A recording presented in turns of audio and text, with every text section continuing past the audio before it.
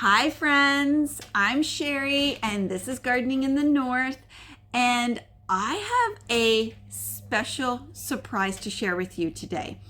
So I've been working really hard on a secret project. Now I don't know if any of you are anything like me, but I like to keep track of everything that is involved with the gardening season, from ordering my seeds. How many did I plant? How many seedlings did I get? How many did I plant out? What was my harvest like? How much did it weigh? This year is even more difficult because not only am I doing all of that for this current property that I'm at right now, I'm doing it for my new property as well, because the hope is that we will sell this property before the end of the gardening season. So I need to have something at that new property. So, what is my big surprise? My big surprise is that I have created a gardening planner and logbook that is now on Amazon. So you can go to Amazon, you can type in Gardening in the North, and this planner will pop up. I can't believe it. I'm so excited about this. This planner has been in the works for a few gardening seasons, even without me realizing that this was in the works. It was in the works. So for someone who is so organized, I pride myself in being organized. I am so disorganized when it comes to keeping track of everything. And so what I mean by that is I don't have just one place where I keep everything. I have sheets of paper that I will throw in the dining room. I have sheets of paper downstairs in my grow room. I'll have sheets of paper on the kitchen table. And eventually they all come together and I clip them together. But throughout the season, I am constantly just grabbing paper and writing stuff down on it. And that may seem like it's some type of organization, but at the end of the season, I feel very disorganized. So this planner is built exactly the way I think you would need to use it. And so let's take a look inside it. So before we take a deeper look inside of this planner, let's take a look at the cover. I just think that the cover is beautiful. I mean, yes, I created it. So I've put at the bottom some of my favorite things to grow. I have carrots. I have this nice wood sign. The background on it is like a whitewashed wood. And all of the words here is probably about just under 75% of the things that are actually in this planner. And then if I turn it around, I have my little Gardening in the North sign. I'm so excited. So let's take a look. So first thing, I'm going to try and do this so that you can see it. Let me just make sure I move over a bit. So first thing is this planner belongs to, so whoever purchases this off of Amazon, you would be putting your name there. You're going to be putting down your gardening zone, your last estimated frost date, your first estimated frost date. You want these things handy. You don't want to always be looking it up on your phone or any of your devices. You want it in the book where you're going to be keeping track of everything. So let's take a look here. So I've also done pages of interest. So if there is something that you're looking for specifically that you need to fill out to keep track of, you're going to come to this page, you're going to look for it, and then you're going to go to that page. Okay. This is what I am really excited about. So what I've put together is a companion planting guide. And so I have, I don't know, roughly, I want to say 20 to 30 different plants that I have had experience with that I think can go together. I have listed them as plant, companions, enemies, and then notes. And so I have placed some of my notes there, keeping in mind that this list that I've created is just the tipping point for companion planting. I have also given you blank spaces so that you can add in your experiences of what goes well together and what doesn't. And so there are a few pages of that. The next part of the book is your garden layout. I think that having a garden layout is the key to having a successful garden. Because if you just go and buy stuff without having some type of plan in your head, things aren't going to get spaced correctly. They're not going to be planted with their friends as opposed to their enemies. And you might have, I'm not going to say an unsuccessful gardening season, but it won't be as good as it could have been. So in this book, I have provided you with pages of dotted pages for grafting out your actual garden plan, as well as notes. And so I have given you, I think, roughly 10 to 12 of these layouts. And the reason I did that is because I have such a large garden that I need more than this one page. For me, what I would do with this book is I would map out the whole garden on this page. It would be fairly small. I wouldn't be able to write anything, but then I would start breaking down that bigger garden plan into smaller garden plans.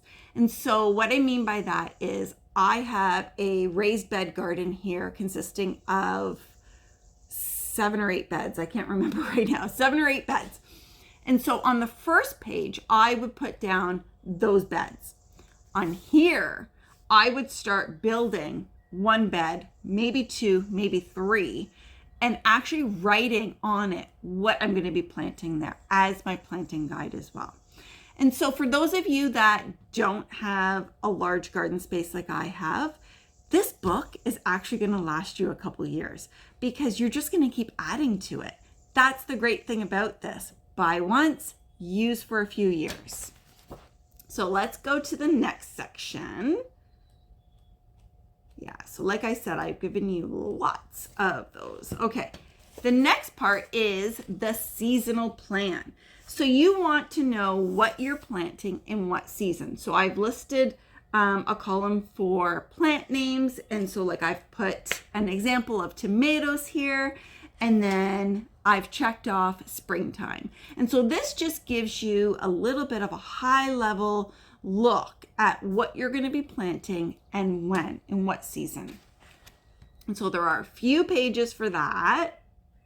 The next thing is items that you need to start the season.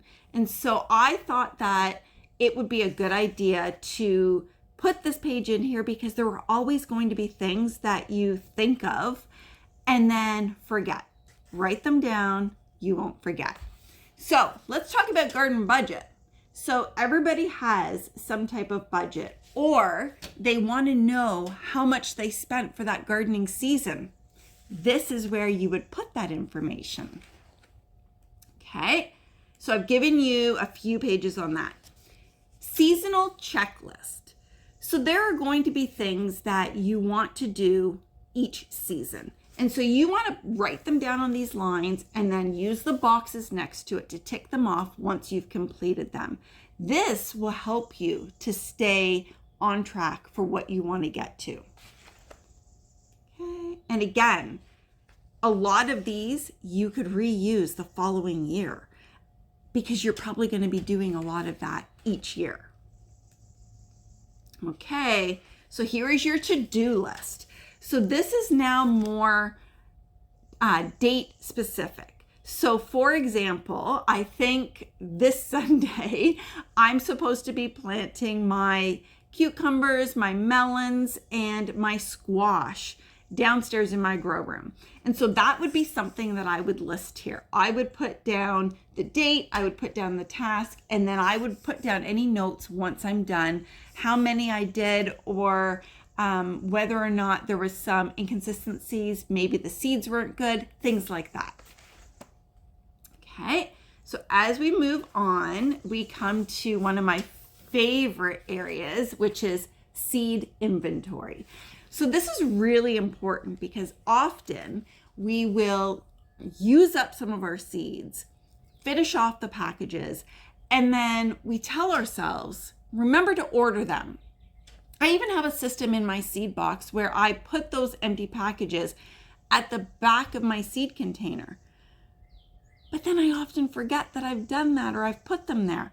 This here, you're going to keep with you while you're doing your seed planting, and you're going to know whether or not you need to add more.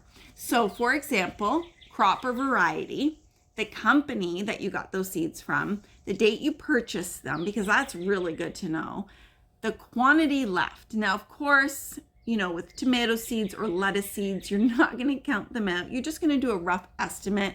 I would say per package, you're going to say half a pack left. And then yes or no, whether or not you need to buy more. Okay, and so I've given you plenty of pages for seed inventory. I think there is roughly 8 to 10. Reason being, because my seed inventory or my seed collection is giant.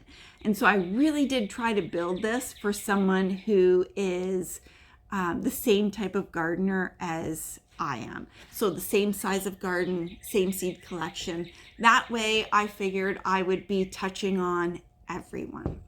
Okay, so your garden staples. These are the seeds that you cannot do without. There are seeds that you like to plant every single year without fail because they are your favorites. So this year I'm planting 24 tomato varieties.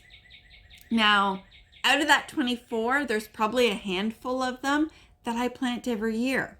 There are chocolate cherry, banana legs, Juliet's. I will always plant those tomatoes because they are amazing. I love the taste. I love the color. I love how heavy growers they are. So I will always plant them. So they would be on my garden staple.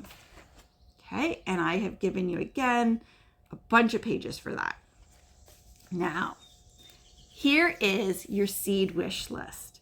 So when you're watching all of those YouTube videos and people are going through their seeds, don't grab a scrap piece of paper, grab this book and start writing down the seeds that are on your seed wish list. And then give that list to family and friends, whoever you exchange Christmas gifts with, birthday gifts with. If there is a Mother's Day get together, International Women's Day, anything and everything, Father's Day, anything and everything goes. And so this list could also be used for you giving gifts to people, because if you have a special wish list, I guarantee you some of those seeds are on other people's list as well. Okay, so seed tracking. So this is seed starting tracking. So some of you start your own seedlings by seed. And so this is where you would put all of that. You want to know the plant name or variety, the number of seeds planted. So this year was really interesting for me. I normally would plant out well over 100 seeds, knowing that I need to have roughly 80 plants to plant here. This year, I'm only planting 24 plants here. So I'm doing 24 varieties. I'm doing 1 plant per variety to plant here at my current home. And I'm doing 2 plants per variety at the new home. And so I had to be really careful because I really didn't want to have a lot of extras. I don't have the space right now. I'm trying to pack things up. And I just don't want to take care. It takes a lot of time to care for, 50 extra plants. So I had to be really careful. So the number of seeds that I planted was 4. The date that I planted them, I would put that there. The date I started seeing the germination, so their birthday, And then number of seedlings. That is really important. You want to make sure that you're putting the number of seedlings. So if you planted 4 seeds and you only got 1 seedling, then you know that those seeds you have aren't very good for germination. The rate of germination isn't great, especially if all the other seeds did well. So then everything else would be equal. Soil, water, light, all of that would have been equal. Okay, so then we have seedling transplant tracker. So how many did you plant out into the garden? Plant name, variety, number of seedlings planted, date planted. Are they high producers? Would you grow it again? These are questions that I ask myself when I'm out in the garden all the time. And I'll say to myself, plant this again next year. And then I go through my seeds and I start pulling out the things I want, and I sometimes forget. Now I won't forget. So the next one is direct sowing. So this would be for, in my zone, I'm 5B. And we don't have an extremely long growing season. It's not extremely short like zones, 1, 2, and 3, and 4, but it's only roughly, I'm going to say 100 days. It's not huge. And so for me, I wouldn't direct sow my peppers, my tomatoes. They're just not going to have enough time to grow. I'm not going to get the harvest out of them that I would if I grew them myself or bought seedlings. So direct sowing, this tracker is going to really be for things like beans, peas, squash, those kinds of things that grow really fast. And cucumbers, I'm just trying to think in my head all the things. There are so many things that are really going to grow quick and they produce quick. Beets, radishes, carrots, all direct sowing stuff. Okay. All right. Pest and disease log. This is really important to keep track of. You want to keep track of anything that is a problem in your garden and how you fixed it. So you want to put the date, the plant type that was affected, the problem, and the treatment that you used. And again, this can be really helpful for years to come. I've also given you a notes page and a few of these chart pages for pest and disease log. Okay. So then I have also put in here fertilizer and soil amendments log. So I don't know if any of you are like me, but sometimes I'm so frazzled. I have so much going on. I have a huge garden. And like all of you, we have lives outside of our gardens. We have jobs, we have family. Everything is going on all at once. And so sometimes I will go and grab whatever I'm amending the garden with and just go out and do it. And then I forget what date I did that on and whether or not I should be doing it again and when I should be doing it again.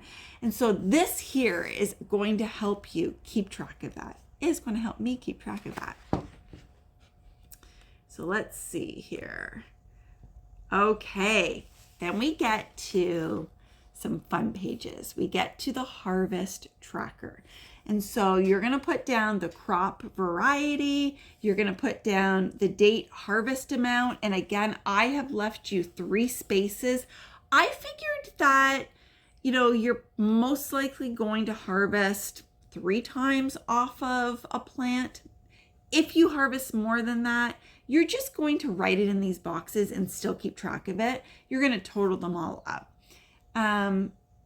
I thought that, the first box would be for the harvest amount. So let's say you harvested 2 trombonzino squash.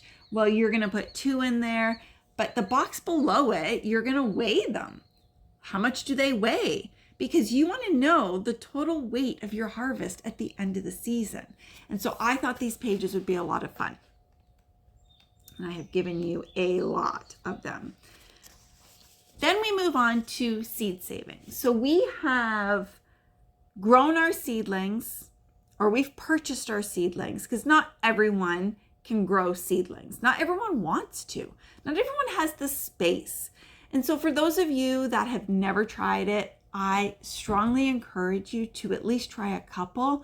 If you have a window that gets a ton of sun almost all day, so southeast facing or southwest facing, that is the window that you want to put your seedlings in or your seeds in, and they will grow. And it is so rewarding to have your seeds grow into seedlings to then plant it into the garden. But listen, it isn't for everybody. And if your life is too busy or you just don't have the space and you need to buy them from a store, a nursery, that's okay too. But after we have grown or purchased our seedlings, we've planted them, we've amended them, we've babied them, we've harvested from them, we've, added up that harvest. It's then time to seed save. And I have given you pages just for that. So you want to add the fruit or vegetable or herb. Here I've put acorn squash.